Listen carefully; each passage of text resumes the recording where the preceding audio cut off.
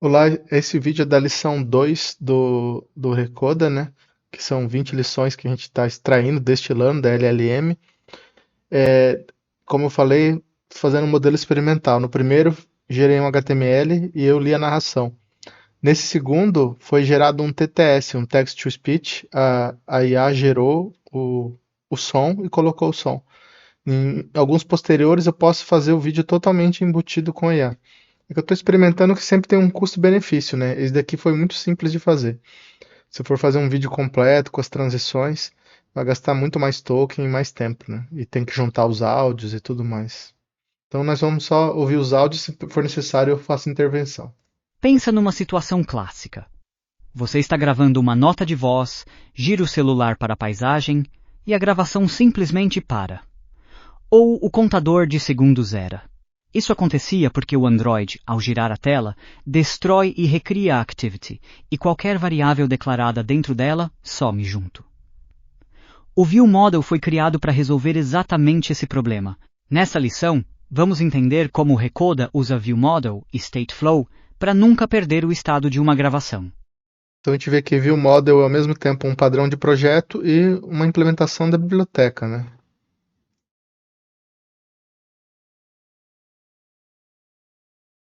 Um mapa do que vamos cobrir. Cada tópico aparece no contexto do Recorder View Model, o objeto central do Recoda. Ao final, você vai conseguir ler esse arquivo e entender por que cada peça existe. Eu vejo que nós vamos falar sobre ViewModel, Recorder UI State, Mutable State Flow. Isso collect a state aqui, né?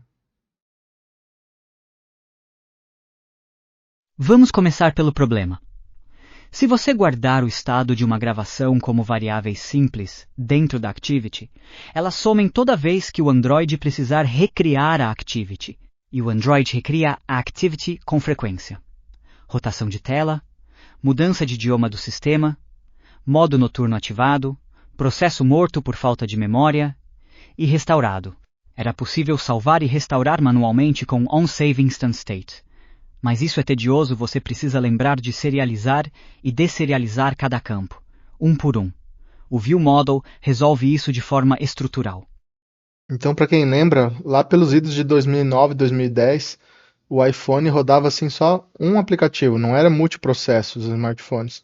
Aí veio o Android e ele tem suporte a rodar vários processos, só que ele nem sempre era real assim, né? O multiprocessamento. Quando um está processando, o outro parava de processar e aí ele é obrigado a salvar e recriar a activity, né? O ViewModel é um objeto que o Android mantém vivo durante recriações da Activity. Você não instancia o ViewModel diretamente, o sistema cria na primeira vez que a Activity pede e devolve a mesma instância em todas as recriações seguintes. Só quando o usuário realmente sair do app e pressionar voltar, fechar o ViewModel é destruído. O Recoda usa Android ViewModel, uma subclasse que recebe a application como parâmetro. Isso é necessário porque o ViewModel precisa acessar arquivos, preferências e contexto do sistema sem segurar uma referência à Activity, o que causaria memory leak. Ah, não sei se eu comentei, nós estamos usando o clone Sua Voz SDK, né? Que um dos provedores dele é o Minimax, então estamos usando o Minimax, que é o provedor padrão, e essa voz é o português Wise Scholar, é uma voz masculina, tá? Antes de falar de Stateflow, precisamos entender o que está sendo distribuído. Recorder YState é uma data class que representa todo o estado visível do app num dado momento. Pense como uma foto. Em que tela estamos? Está gravando? Qual o VAD state atual? Tem algum segmento sendo transcrito? Algum erro para mostrar? Toda vez que algo muda, o usuário aperta gravar, uma transcrição termina. O download avança o ViewModel, cria uma nova instância de Recorder YState com os campos atualizados. O estado anterior é descartado. Isso é imutabilidade. Com objetos mutáveis, bugs sutis aparecem. A UI lê o estado enquanto uma coroutine está no meio de modificá-lo. Com imutabilidade, cada versão do estado é completa e consistente. Então a gente vê aqui que ele usa essa técnica que vem e também é um recurso da linguagem, né, de mutabilidade, para você evitar certos tipos de bugs. Isso vem muito da programação funcional. e ver que o data class é como se fosse um struct, né? Para isso. Então, ele é como se fosse um objeto que não tem funções, mas para só armazenar dados, né? Outras linguagens como o Python também tem esses as benesses, né? Mutable State Flow é um container reativo. Você coloca um valor dentro, e qualquer observador que estiver escutando recebe o novo valor automaticamente. É o coração do padrão de estado unidirecional no Recoda. Observe o padrão de nomes. O YState começa com underscore e é private. O YState é público e é um state flow a versão somente leitura. O viewModel pode modificar o estado internamente, mas a Y só lê. Para quem conhece React, pense no Mutable State Flow como um useState que vive fora do componente, no viewModel, e pode ser atualizado de qualquer thread. O State Flow garante que a Y sempre vê o valor mais recente, mesmo que atualizações aconteçam rapidamente.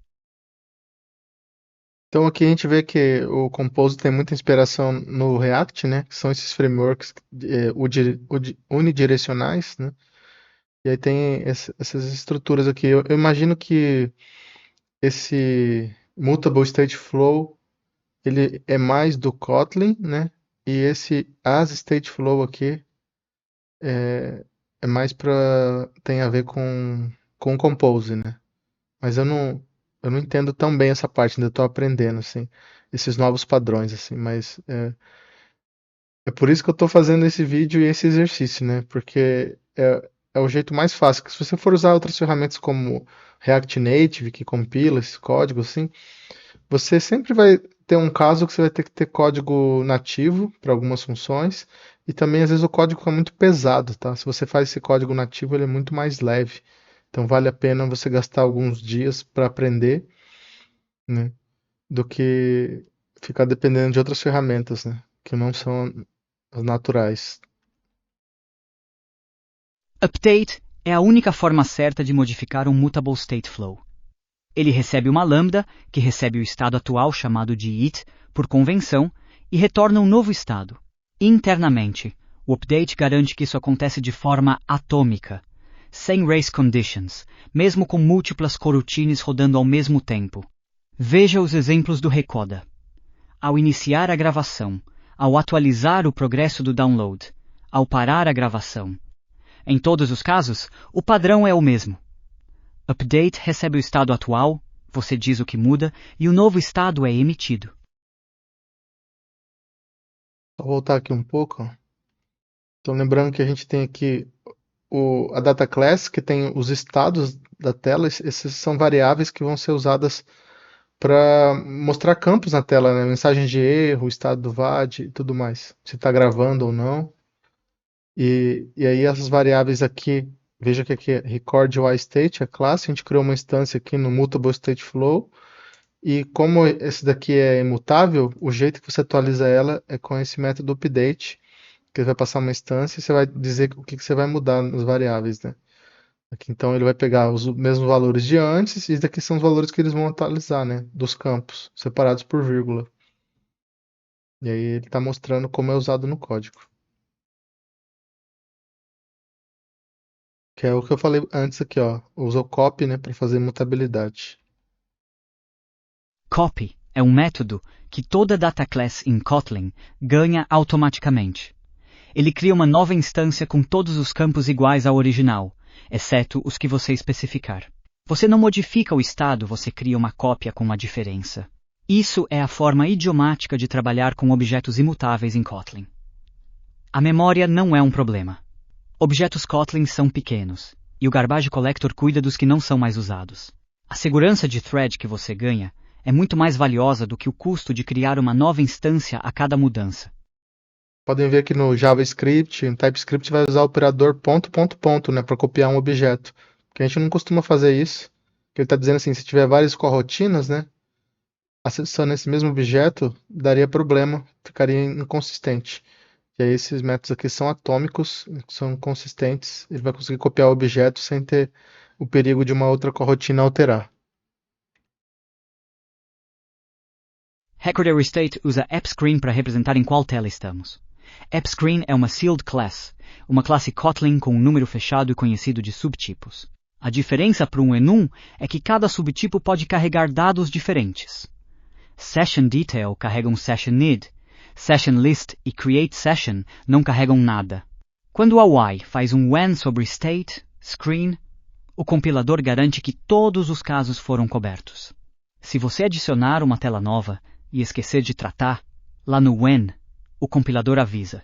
Isso elimina uma categoria inteira de bugs, o de esquecer um caso numa bifurcação. Então aqui ele está falando mais padrões Kotlin, né? É mais a ver com Kotlin do que com o Jetpack Compose. Aí está dizendo que é uma classe selada, né? Então todos os subtipos têm que ser conhecidos. E aqui como ele está tratando, aí na hora que chega lá, na hora de compilar, ele daria um erro de compilação se estiver faltando, né? Quando você usa num when, né? É como se fosse um case. Collectors State é a extensão do Compose, que converte um state flow em um state que o Compose entende. Toda vez que o ViewModel emite um novo Recorder State, o Compose recompõe automaticamente os composables que leram state. A sintaxe by collector state usa a delegação de propriedade do Kotlin. Em vez de escrever state, value toda hora, você acessa state diretamente. Vamos ver collector state em muito mais detalhe na lição 06. Quando montarmos a conexão completa ViewModel UI. Por enquanto, o importante é saber que essa é a ponte, o ponto, onde o estado do ViewModel chega na tela.